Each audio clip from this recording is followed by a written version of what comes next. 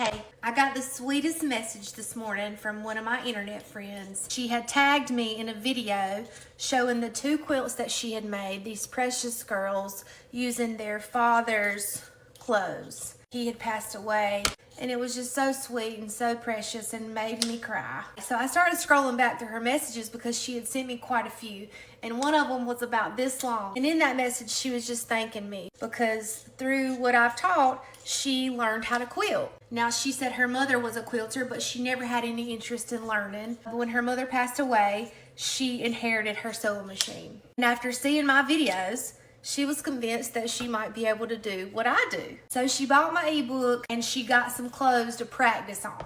And once she felt confident enough with the practice clothes, she made her grandson a t-shirt quilt. And of course the grandson loved it and she was thrilled with the way it came out, so she shared it. Like people do, they see it and they're like, hey, can you make me one? She said this friend of hers reached out and asked her to make her a quilt, and she said she was my first client and she paid me.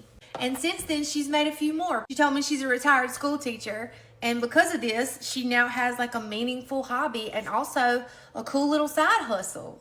And it just got me thinking about some stuff. I'm not gonna be mad at you if you get my book and use my method to make quilts to sell to people, because I can't make them all. What I do can bless you and ultimately bless somebody else through you.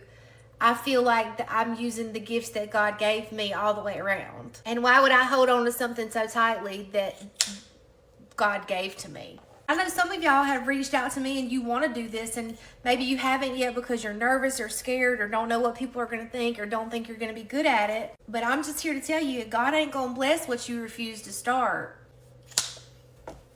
And I'm not saying to create a whole business out of making quilts like I do, but if you have the time and the opportunity, I think you should do it.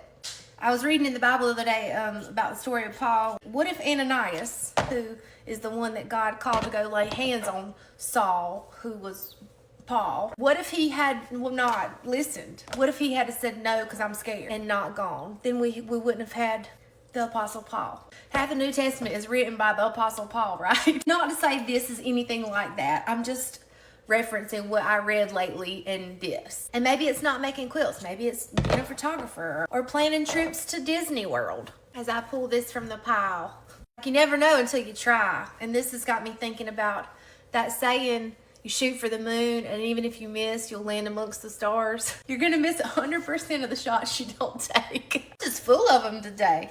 All right, well, those are my thoughts of the day. If they can help at least one of y'all, then it was worth it. So, all right, I'll talk to you later. I love you, bye.